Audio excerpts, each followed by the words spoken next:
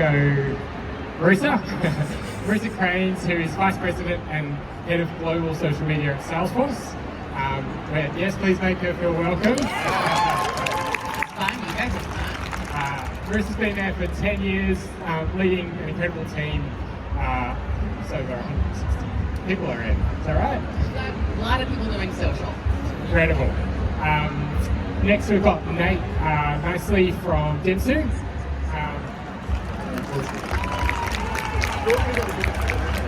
Nate's based in New York. Nate's really passionate about mentoring the next generation of marketers and creating compelling narratives for the world's top brands. So welcome. Thank you for having me. And then last but not least, Mark Singer is Chief Marketing Officer at Deloitte Digital.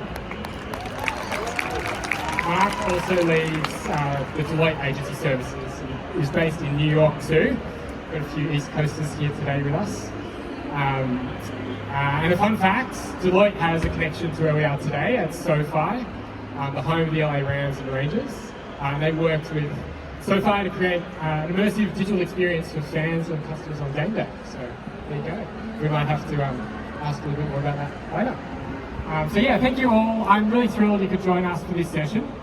I guess as we came together and started to talk about some of the themes that we were all grappling with, the one thing we all kept coming back to was this notion of crafting and deploying content at scale. And so in a world where we're inundated with more content than ever before, we thought we'd spend some time unpacking that for you all today.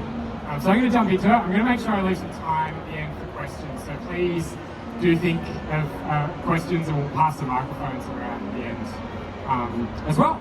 Let's get into it. So I guess a big part of this morning was reflecting on this explosion in content. And the demand for scalable on-brand content is a challenge, definitely for marketing teams.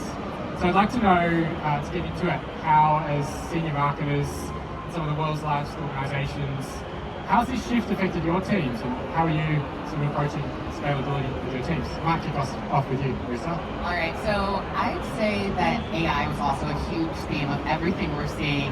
And the more content that we're seeing online in all different mediums, the more we're seeing a lot of sameness, right?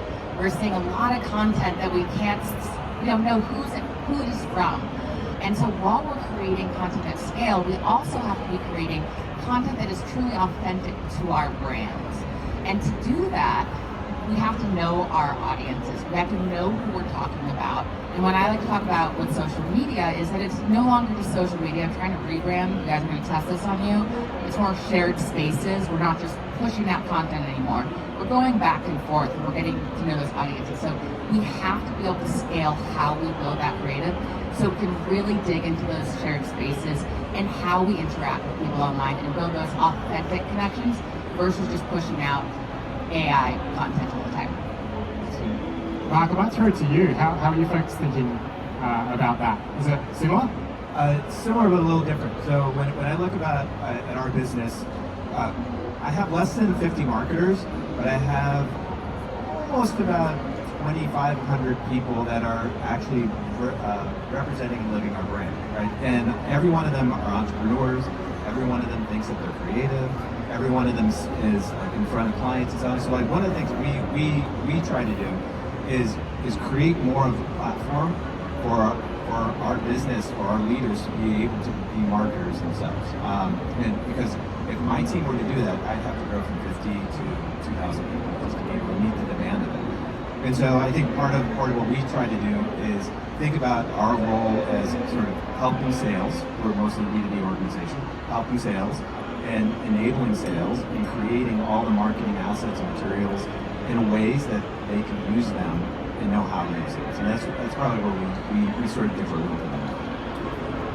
I guess it all comes back to this notion of distribution and putting power in the hands of everyone that's needing to create these days.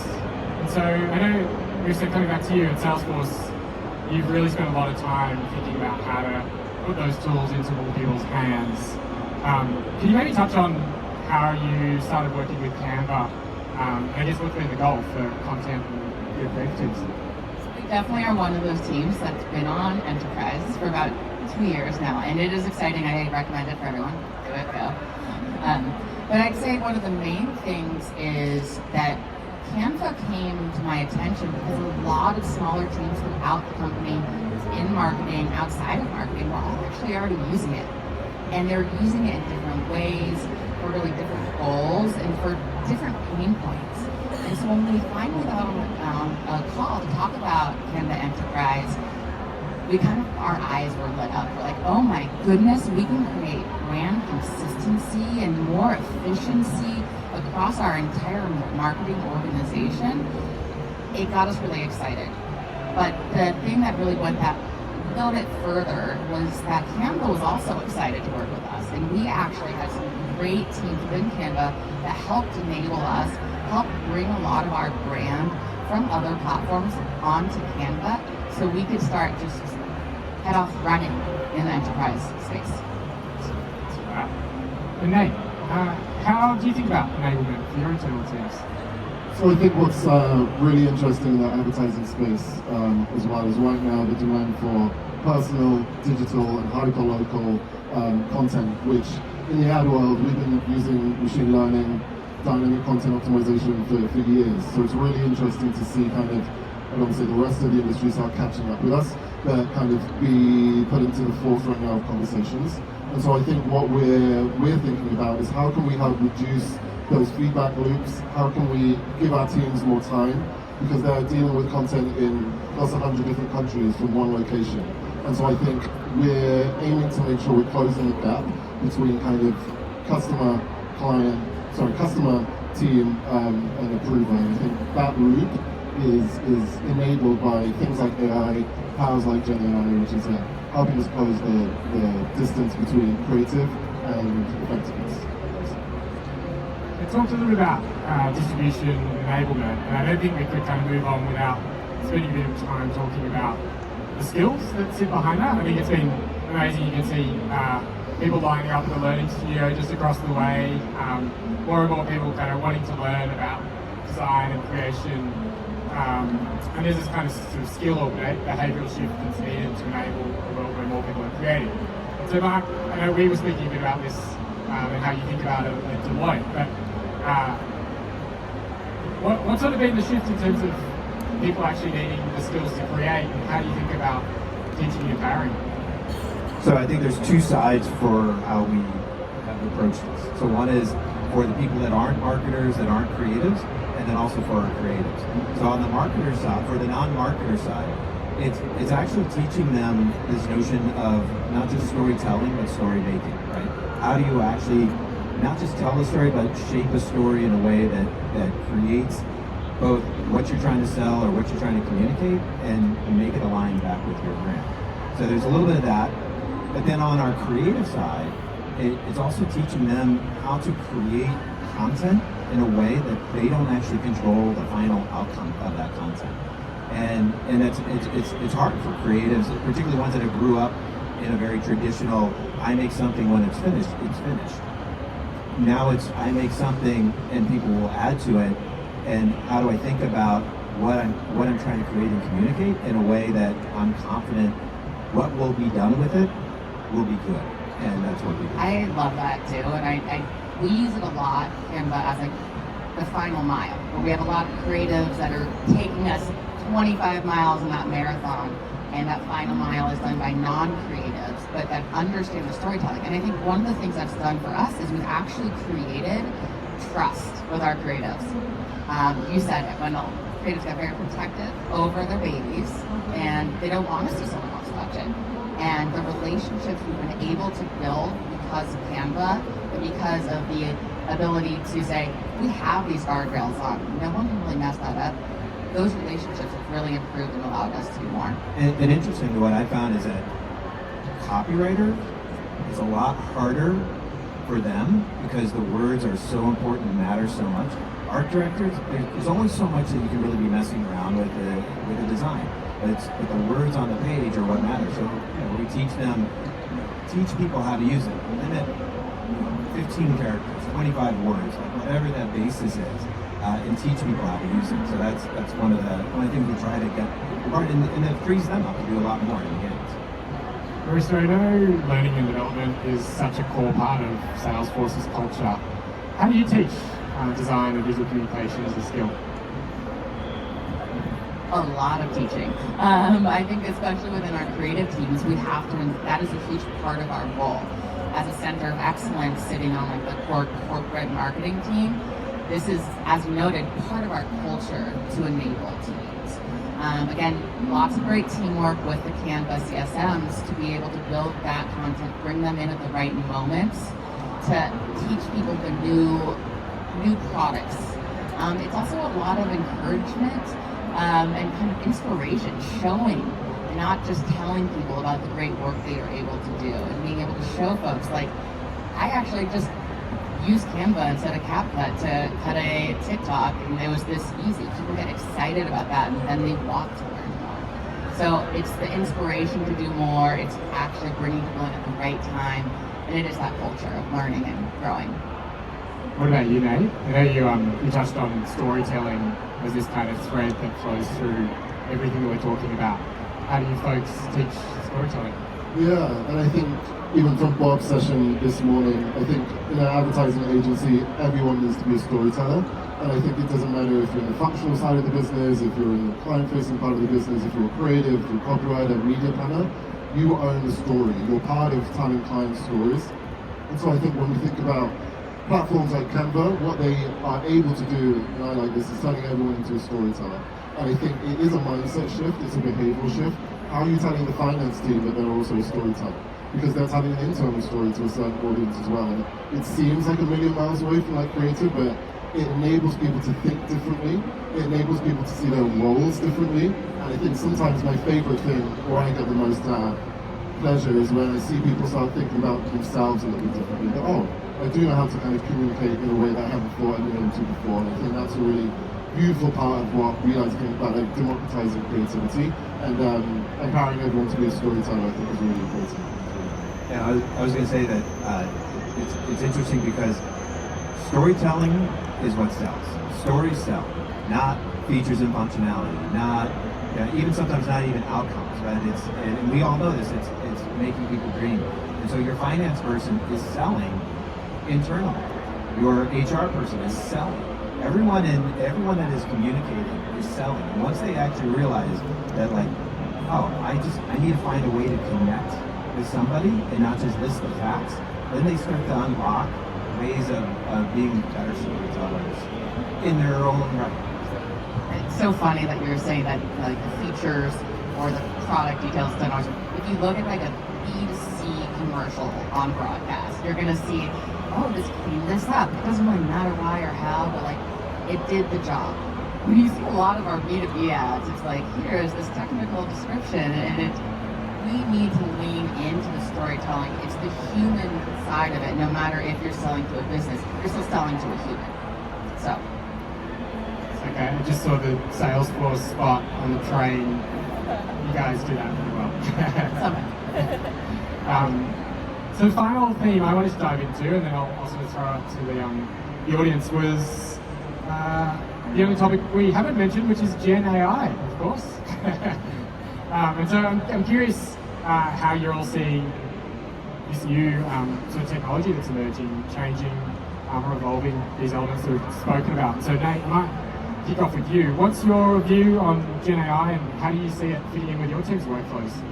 So it's been there already. It used to be called machine learning, like back in the day, or like that's what it's evolved into, sometimes we say.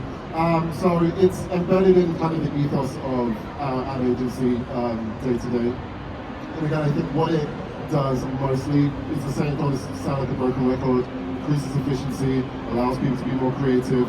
But how we view it at Dentsu as well is it allows people to spend their mind power in spaces where they wouldn't have been able to before. And there's an ethos that kind of I have in kind of my career as well. The author Toni Morrison had a quote where she used to say, once you achieve a modicum of power, your responsibility is to reach back and empower somebody else. And when we think about what Gen AI is doing in our industries, it is allowing people who would never imagine that they could design this or communicate this or produce this in a certain way to just unlock something in their own creative journey, in their career journey, that allows them to, as you say, be better in the business, to bring us more products, to bring us more ideas, to bring us better strategies. And so that's what we see is Gen AI as an enabler. It is going to help us all work quicker, work better, and I think work more cohesively as well. I know brand trust is one of the biggest areas of concern and focus for brands that are starting to use these tools. Marissa, how are you thinking about that and preserving brand trust and transparency as you're using some of these new tools? First of all, you guys talked a lot about your values in the keynote today, and that really resonated with me. And when we look at Salesforce values, our number one value, and this has been for 25 years, has been trust. We are looking at everything we do under that lens. Salesforce actually launched our first AI product to the public called Einstein in 2016. So we've been thinking about AI since, it seemed like the beginning of time. But it's been something that's been top of mind and we've been building upon this whole time. And I think because trust is our number one value, we think about we do not steal, we do not use, we do not sell, we do not keep anyone's data, that you're building your own. And we don't only see that for ourselves and our own products, but we also hold everyone else that we work with to the same standards. So we're so excited about Shield, we're so excited about what we get to do with Canva in the future. But we also are looking at Gen AI in a few different ways. Salesforce, obviously a big B2B company, and so we're looking at Gen AI in terms of a business use case. We're looking at it for sales, we're looking at it for our internal products. But that means we also do get to look at a lot of the consumer Gen AI tools outside of what Salesforce owns. And so we get really excited. We are working with, of course, Canva and Writer to kind of test and learn and see how we can improve our marketing tech stack and make everyone more successful. Writer's doing some cool stuff too, aren't they? Finally, Mark, I guess you've got an interesting sort of vantage point working with the marketing team at Deloitte, but also from your vantage point across the agency. What are you seeing? So, brand trust is very vital to us, and in a firm like ours, we're so diverse. We audit, we do tax, we do M&A, we do consulting, we do agency work, we do a wide variety. So maintaining trust in just in our little corner of the world is so super important. And that also makes us take a step back and think really hard about what are we using to the degree of very specific around tools, very specific around use cases, very specific around how do you activate. And what's interesting is that that's actually enabled us to work with our clients in a very different way. Because everybody we all know this past few years, everyone's talking use cases, show me my use cases. I got it right. Your CMOs are getting bugged by the board going, what are you doing with AI? And then they come to the agency and go what are you doing with AI? And so what we've kind of found out is that the opportunity for anybody that's starting to venture into AI or Gen AI, and it's funny you said machine learning. This has been around for a while. It's just it's some rebranded. It's just rebranded. I wish we tagged that one actually. So what we've actually started seeing is it's not so much about the use cases and figuring it out. It's about, is your organization ready for it, right? And that readiness looks at a number of different things, and I think Canva actually plays a really interesting role with this, right? Because the readiness will look at things like your legal and risk. Are your contracts in place? Are you ready to protect yourself? But your readiness is also about your teams. Are your teams organized and structured in a way? Readiness is about your data. Do you have your data in a centralized place that you can use and leverage to do that? Your content, is that all in a place where you can control it and manage it and look at it and see it? And so there's a whole series of readiness that we look at first before we even go out and sort of start using it. For ourselves, we got to a point where we accelerate our pitches. The creative ideas and creative concepts can be done, from concept to actual visualization in 1/50th the time, which allows our teams to be more creative and actually think more about the problems and worry about how do I produce this idea in a competent level to see it. So That's cool as well. There's something really interesting about the trust piece as well, because I think as we're all kind of figuring out how we want to be using Gen AI, there's also the responsibility side of it, the ethics side of it, because some of these models, we might be analyzing millions of data points within 5 seconds, but Gen AI is also taught on, as you know, open language models, which have inherent bias in them, may have been designed by a certain demographics or aren't going to reflect local demographics. So it is a really interesting point when we think about the intersection between media, responsibility, and creativity. We're in this like nexus of choice. I think we've got to choose where we lean into using Gen AI as well. Plus like 100 to both of you. I really love you talking about the readiness of the team as well. Little plug for Kyle Lay, who I believe is speaking next on this stage as well. But we have been learning that there's new skill sets that are needed. It's not like, oh, you just cut that part of your brain out and you can just like use AI to replace it. We have to learn all about prompts. And I think one of the most exciting things about this moment is that everyone's kind of at the same place. We're all starting at a similar spot. So for especially people at the beginning of their careers, this is the time that you can go explore more, try new things. I mean, every stage of your career you should be wanting to learn and try new things, but this is the time for you kind of to get ahead, to be the one that is doing the research, be the one who is going to the webinars, that's learning new things, that can speak intelligently about AI. We're all looking for those people in our craft right now. And I think as well, then it's decentralizing where decisions are being made. And I think that's also really important again when we think about the global aspect of maybe some of our roles. It's opening up an epoch that we've never really kind of been in before, where it doesn't matter what your skill set is, if you're at the start of your career or at the tail end of your career, you're on the same playing field now, which is a unique part of career history, I would say. Yeah, I would say that I think the biggest fear our creatives had, and I say that in past tense, is this fear that AI is going to take their jobs away. And our teams actually, they just put a whole thing out around, are your creatives AI ready? And this was written by our creatives. It was actually written by a designer. It is a whole idea of prompt engineering and thinking differently. And the point that hit home to me of what I think anybody that is a creator, designer, copywriter, whatever it is, like anyone, AI is not going to take your job away. What AI is like digital photography. It's like nonlinear editing. It's a tool that the more you master and learn how to use it, the better it'll be. Because if anybody, like these models that are out there, if I put in a set of prompts and you put in a set of prompts, you're going to get basically the same answer. So it's thinking about how do you actually interface and react and work with the tools to get something different out of the machines, and that's a creative process. I also do love that a lot of the times it's just a starting point, too. I truly believe that you still need a human touch, especially in any piece of creativity. I can tell if someone submits a piece of copy to me that is done just by AI. It's just obvious still. So maybe it's a great place. I know. I'm like, why is there an uppercase in the middle of the sentence? No, but it is a really great starting point that can get your brain working and then allow you to take it that final mile. I don't end miles for some reason. But that it allows you to put your own spin on it. So I get excited about what we're going to create. It's going to be more new and exciting. Love it. Thank you all. We do have a few questions from the audience. If you want to put your hand up, we'll bring some microphones around.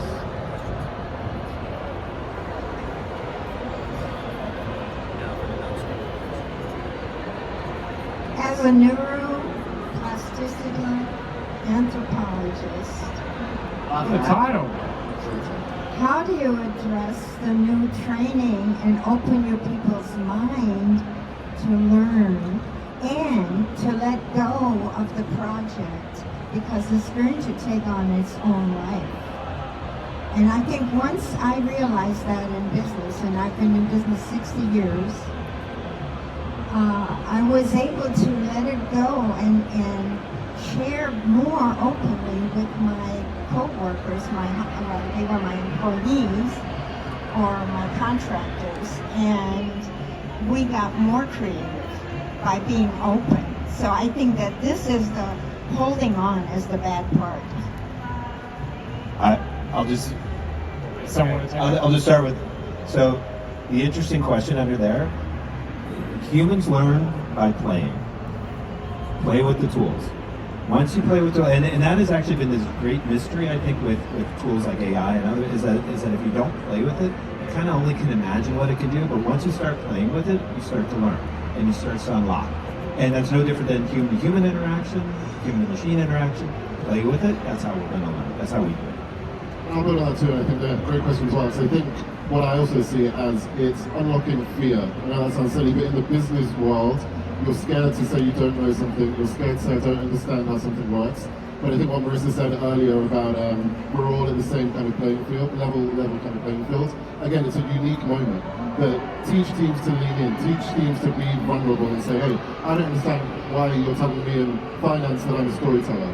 And I think if we allow, I think, AI and tools like Canva to reshape, I think, again, how people are showing up in their career, that's when you're going to start unlocking some of that as well, making lives a lot easier. Thank you. I think we had another question right behind.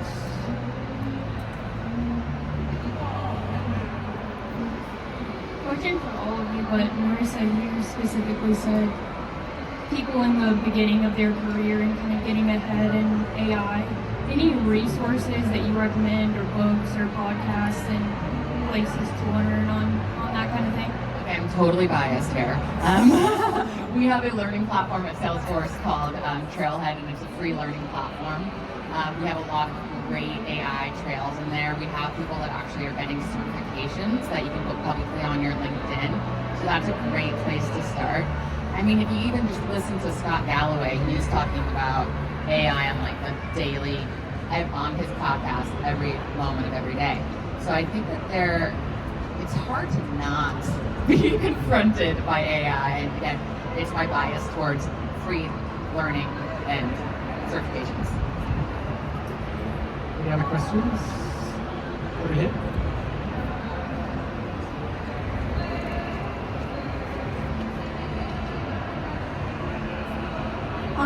As people who run large marketing teams and have had experience in this field for a bit, what do you think is, I guess, like the key to success with running this group of all like really creative people with different assets, different skill sets? How do you manage that, and how do you maximize efficiency? Okay, so we've been talking about this a lot. First of all, leading is hard. Let's just like start out there. Can we all agree on that? There's a lot of personalities, but to be the ultimate best leader that you can possibly be, it's really helping the people that work for you succeed, making that space for them. I think I use that. At first I was like, I'm an offensive lineman when it comes to my team. I am going to push people out of the way. I'm going to help them find the right answers, and I'm going to let them shine. I think I moved on, sorry about my sports analogies, and I was like, nope, I'm a tight end because I also want to be able to run with the ball. And this was in comparison to me. Because we were talking about this last night, it's so funny. And I was saying, I think my role and how I've always viewed it is I'm like a conductor of like an incredible orchestra, because I can't play the cello and I can't play the tuba or whatever it is, but the people that I work with can. And I'm not trying to take a second away from them, but you have to start understanding where strengths are. There's a first chair in the orchestra for a reason, but it doesn't take anything away from the person in the second or third chair. And so that's what I think you've got to, or that's how I at least approach it anyway, is allow everyone to have their individual strengths and then learn where to lean in and kind of elevate those. And just know when people aren't in their right space, it doesn't mean they're bad. It's help them find their unique skill sets and help them find where their unique skill sets are actually going to be valuable. And usually if someone comes to you and it's like, I'm unhappy, it's because you're not taking advantage of what they're really good at. And once you find that spot, magic happens, and it's really special to see. I'm trying to see, there you are.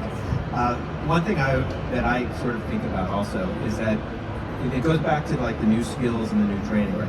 There have been defined roles of what people do, but what's really interesting, particularly the younger generation of kids coming out of school that are more digitally native, that are using tools differently, they're much more unicorns or hybrids, right?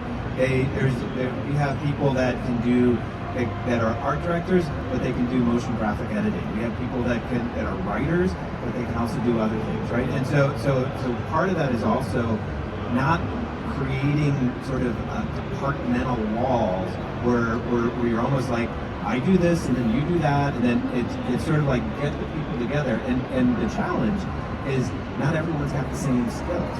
So the challenge is like finding the right athletes, when you use your sports analogy, finding the right athletes and putting that team together in a way that like helps them be multidisciplinary creatives and multidisciplinary marketers. We have time for one more question. There was one.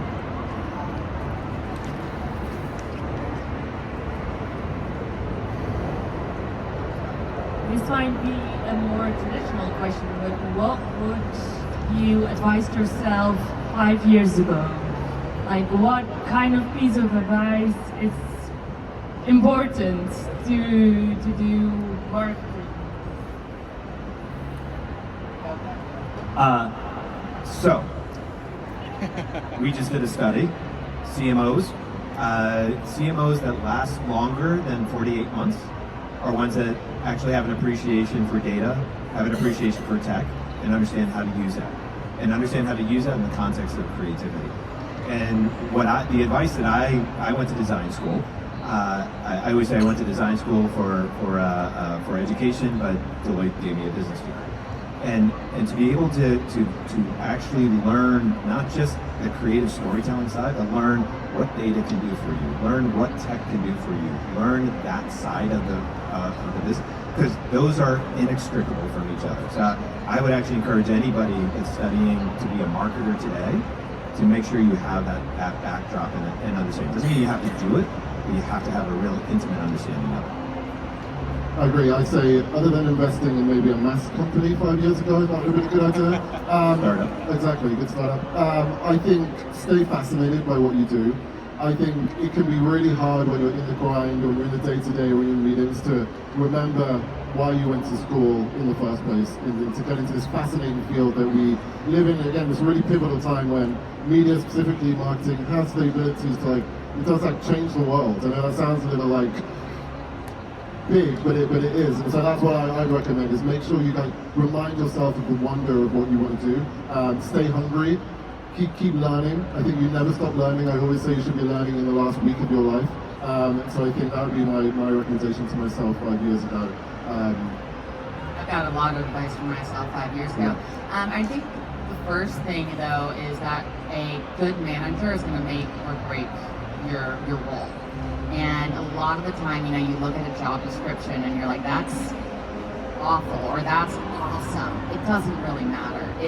Your job is going to be so dependent on who you're working with and who you're working for, that when you're applying for roles, those job descriptions kind of go out the window once you actually get into that role. So I'd say that those relationships are really important. And in general, especially in marketing, relationships are everything. Just to open doors. And I think the second part about that is you're not going to be the best at everything. And if you are, that is awesome, and I'll hire you immediately. But if you can recognize and have those relationships with people that have that unique talent and unique skills, you're going to find that once you get them all together, you're going to be able to make that really amazing work happen. Zach, what would your advice be 5 years ago? Someone asked me this earlier, and I actually think the most important thing, maybe to build on Mark's point, is being multidisciplinary. Get involved in social, brand, PR, tech, data, expose yourself to as many facets that you can. And to the point about the orchestra, I think the magic for marketing is where it all comes together. So that would be my advice. The only other thing I would probably say is I should have invested in Canva 5 years ago. Good time. That feels like a good note to close out. So thank you, Mark, Nate, Marissa. Thank you all for joining. We really appreciate it. We'll be hanging back for a second, so if you do want to say hi.